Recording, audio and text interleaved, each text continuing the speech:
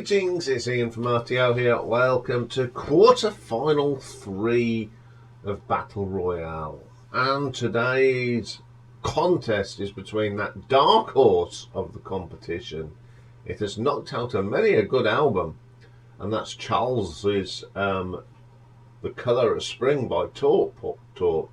And he's going up against Pulsar's The Revolver by the Beatles. Now, when Richard pulled out the numbers out of the hat, out first was Talk and The Colour of Spring. Now, this was their third album, and it came out in 1986, written by Mark Hollis and producer Tim Freese Green. And the album, of course, combines the elements of jazz and art pop. Unlike the other Talk albums, which are more synthesizer based, these are more organic, as Mark Hollis put it, replacing by guitars, pianos and organs. And everyone knows this is commonly viewed as the bridge between the synth pop Talk and the more sort of jazzy side of things. Influences on this album, many of them. Mark Hollis was really into composers such as Eric Satie, Claude Debussy and Bela Bartok. And Bela Bartok was a significant influence on this album. So they got other people to help them as well. We had Robbie McIntosh on guitar, Steve Winwood came on and played some organ as well, and as I said, they incorporated more traditional instruments and having this ambient jazz and even a little bit of gospel music in it.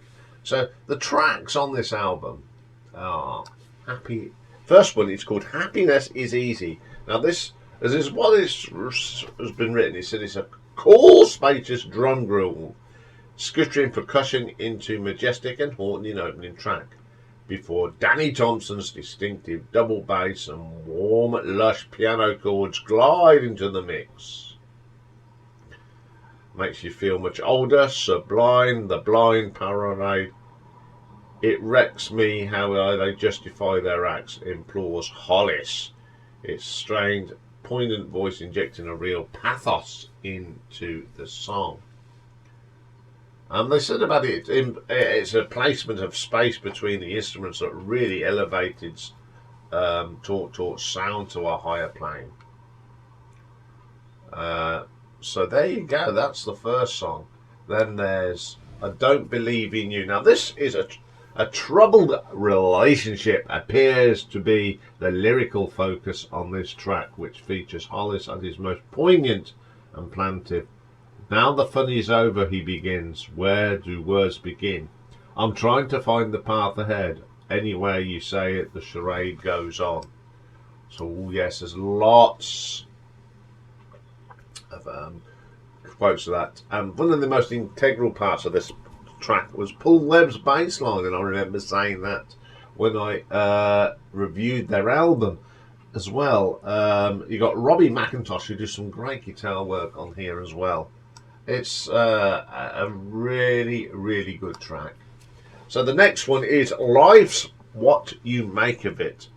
And Mark Hollis says, we always wanted to make the song based upon a very simple piano riff and a sequential tight drum part. He said the song was the last to be written following concern that their management over the lack of obvious single. Management getting their fingers in the pie as usual. So that's how they do it. And apparently, Freese said he had a drum pattern that was loosely inspired by Kate Bush's Running Up That Hill. And when you listen to it, it's pretty good. And then Mark started playing Green Onions over the top of it. So they sort of changed it all the same. And we ended up with Life's What You Make of It. It is quite a quirky track, and I do like that one. Next track is just called April the 5th. And this is what it has been written about it. A gentle smattering of tambourine shaker and other progressive elements introduces the fragile minimalistic ballad. It is a bit quite ballad. It's got a haunting pannier motif over which Mark Hollis's remarkable voice recounts the onset of the new season, personified as a woman. Come gentle spring, come at winter's end, gone are the pallor and promise of a nature's grace. They say it sounds like one of the elements of Van Morrison and Graham Thompson. Noticed that when he wrote about it in The Guardian in 2017. Next track is Living in Another World. And it says that Ian Mark says about it was fitting that Steve Winwood was at the helm of the Hammond organ. And as he said, the track gallops along at an outset with Paul Webb's bass line entering the mix at 52 seconds on the B minor to G shift, instantly elevating the track. In 1987, Hollis on a TV interview explained that the French extensionist Jean-Paul Sartre inspired the lyrics of this track. One musician who holds relentless alert is Scottish singer-songwriter Kenny Angerson, who says he never gets tired of listening to that song. Next track is Give It Up, and Mark Hollis said he was inspired by the modal of jazz Miles Davis, and the influence can be heard on this track.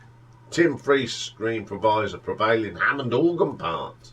Again, it's dominated by Paul Webb's bass line. It brings the hook-laden melody that underpins the top line while driving forward. David Rhodes has got some lovely guitar sweeps, and it's just a really good track. Chameleon Day. Now this is the song that's inspired by composer Bela Bartok. If you don't know, Bela Bartok was an impressionist classical composer that Hollis was listening to during the making of this album. It's another track that features on the Veraphon, an electronic wind instrument that was invented in 1975. It's some wonderful bits in here. Some of the lyrics: breathe on me, eclipse my mind, it's something of kind of a disarray. And Mark Hollis sang that with some intimacy and purity. Wonderful little track. Then we had Time, It's Time. This is a track that all traces of the synth pop had gone. It was strongly influenced by Traffic, Steve Winwood's band, Debussy and Satie. There's got some wonderful Hammond organ on this, and Mellotron. Hollis's lyrics, as ever, are both deeply and poignant and enigmatic. Nobody knows how long rustling leaves unrhyme. Lullaby breeze, unsung babel of dreams. Some really, really nice vocals on this. And that is the last track. So there's a little bit of how they put these songs together and what they meant to them, especially Mark Hollis, being influenced by lots of people. And I think he must have been a big fan of Traffic, and to get Stevie Winwood must have been a big coup for him. So that good luck, Charles. This is the dark horse, but it is going up of one of the most influential albums of all time, unfortunately. And this is from Pulsar, and it is Revolver, which was the 7th album released by the Beatles on the 5th of August 1966. This was their final album before they retired from performing as well. And they built on the advances they'd made on Rubber Soul. So this is where the change was really starting. So let's have a look at the how this all started. So the Beatles recorded Revolver after taking a 3-month break at the start of '66. So this is where they started getting into psychedelic. The songs were reflected in the interest in the drug LSD, Eastern philosophy, and the avant-garde, while addressing themes, such as death and transcendence of material concerns. So this is a whole new thing. You know, they'd been away, come back, refreshed and new. So let's have a look at all these tracks. Now, they were recorded at Abbey Road, and they began on the 6th of album with George Martin again serving as producer. The first track attempted was Tomorrow Never Knows, so that was a big track to do. So let's go through these songs. So the first track is Taxman. Now, George Harrison wrote this as a protest song against the high marginal tax rates paid by top earners like the Beatles under Harold Wilson, amounting to 95% of their income. So it's a bit of a tongue-in-cheek track, isn't it? And it's the song's spoken counting and out of tempo with a performance that followed. Eleanor Rigby. The story involves about Eleanor Rigby, who's an aging spinster and a lonely priest named Father Mackenzie, who writes a sermon that no one will hear. He presides over Rigby's funeral and acknowledges that despite the efforts, no one was saved. This was Paul McCartney's first composition to depart from the love songs. The lyrics are actually a product of a group effort with George, John and Ringo, and the latter's friend Pete Shotton all contributing. So Lennon and Harrison supplied the harmonies and McCartney did the vocal. No Beatle played on this recording, believe it or not. Instead, Martin arranged the track from a string, drawing from the inspiration from Bernard Herrmann's 1960 score for Psycho. Okay, I Am Only Sleeping has been described as a half-acid dream, half lament, Lennon laziness personified as rain. The basic track was recorded at a faster tempo before being subjected to various speeding. The later treatment, along with ADT, was also applied on Lennon's vocal, so it's sort of been mucked about a little bit. For the guitar solo, George recorded 2 lines with a clean solo, while the second he played on a Gibson SG through a fuzz box. And yeah, you can tell it's quite a good track. Love to You. This is George Harrison's first foray into Hindustani classical music as a composer. It sort of came out in Norwegian wood, and then he just went and carried on with it. He recorded the track with only minimal contributions from Ringo and Paul, no input from John. Indian musicians from the Asian music circle provided the instrument. Yeah, it's not one of my favourite tracks, but that, you know, this is all George. He was getting into all that. Next track was Here, There and Everywhere. It's a lovely ballad that Paul wrote towards the end of the Revolver sessions. His inspirations actually came from the Beach Boys song God Only Knows, in which turn Brian had been inspired to write after listening to Rubber Soul, so they sort of helped each other out. The track vocal was treated with various speeding, resulting in a higher pitch playback. The song's opening lines are sung 3 times in its 4/4 signature. So that was Here, There and Everywhere. And then we get Yellow Submarine. Very interesting track. I think the drugs were kicking a little bit more heavily on this album. On the June the 1st, Beatles and some friends enhanced the festival nautical atmosphere by adding sounds such as chains, bells, whistles, tubs of water and clinking gutters, all sourced from Studio 2's track room to fill the proportion of the lyrics, referring to the bass drum playing. In the final verse, Ringo repeats the vocal lines in a manner that Gould liked him to an old Vivaldian with the crowd in his hands. The song is also a mixture of the Goon Show and the satire of Spike Jones. Donovan later said that Yellow Submarine represented the Beatles as prisoners of their own international fame. Up next, She Said, She Said. After the light atmosphere of Yellow Submarine is broken down, what they say is outwardly harnessed but inwardly raging guitar that introduces Lennon's She Said, She Said. This song marks the second time that the Beatles arrangement was used for Shifting Meaton as After Love You Too. The lyric was inspired by a conversation that Lennon and Harrison had with Peter Fonda in Los Angeles, while all three, along with Starr and members of the Byrds, were under the influence of LSD. So it was all coming out. So flip it over. We've got Good Taste Sunshine, written by Mr. Paul McCartney, whose piano playing dominates this recording. It's one of the several contemporary tracks that evoke the unusually hot and sunny English summer of '66. Paul McCartney acknowledged it was the influence of the loving spoonful, the piano solo, and a ragtime style of Scott Joplin.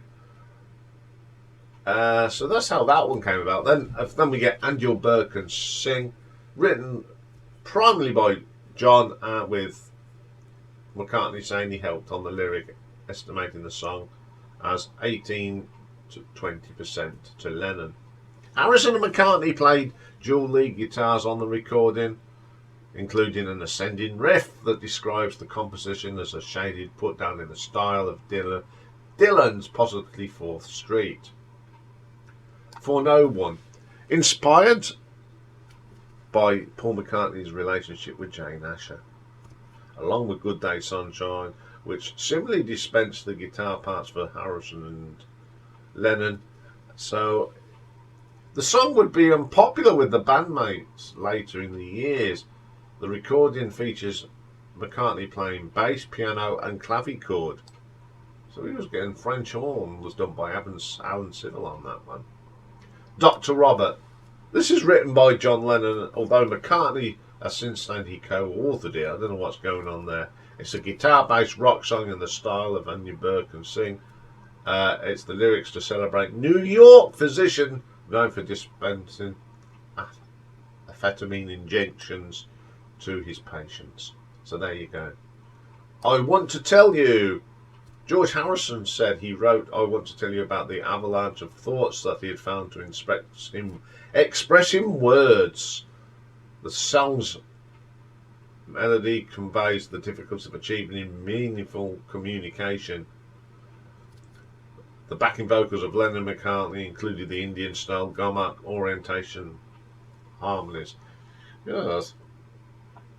Then we have Got to Get You Into My Life. It's described as the most derivative cut. It was influenced by Motown and Stevie Wonder, who McCartney had seen perform at Scotch of St James nightclub in the February of '66. And eventually they went and worked together. So there you go. Tomorrow Never Knows. Probably one of the most changing tracks. It intended to be an evacuation of Tibetan Buddhism ceremony. The song's harmonic structure is derived from Indian music based on the high volume C drum played on Harrison on the tambla. No one had ever done anything. There's two separate sitar patches on this, playing backwards, sped up, an orchestral sound in B chord. McCartney's laughter's on here is sped up to resemble a seagull's cry, and the mellotron is on here. Apparently this went on to actually inspire them to when they did All You Need Is Love and Revolution. So there we go. There's some spits about behind Revolver. So good luck. So let's bring them both back up. So good luck to both of you. Both, a lot of influences on how these songs are created, isn't there? A lot of, cultural and nostalgic and influences of what people were listening to at the time. Mark Hollis was listening to a lot of classical stuff. The Beatles had just been, and especially George, had been into Hindustanism and all that sort of thing. So yeah, very good inspiration from music. So good luck, chaps. How do you vote for this? Well, there's only one place. It's the community page. You will find the link as from 2 p.m. and we'll keep putting it up in the live stream tonight. So good luck, chaps. This could be close because they've been both very, very well popular. So next week is the last quarter final, and the albums are Sgt. Pepper and Close to the Edge. Yes. So that will come next week. Will be finished, and we'll be going into semi-finals. But the good thing is, everyone that wins a quarter-final is guaranteed a mug, and the first mug is whistling its way to Mick in California. So I ordered it 2 days ago. So look out for it in the post, Mick, because I know you like watching these little videos as well. Okay, that's all for this one. I'll be back very shortly with a pick and mix, and this week we're having a trip down memory lane, and we're going to look at the top 10 singles of the 18th of April 1956. So see you later. Bye for now.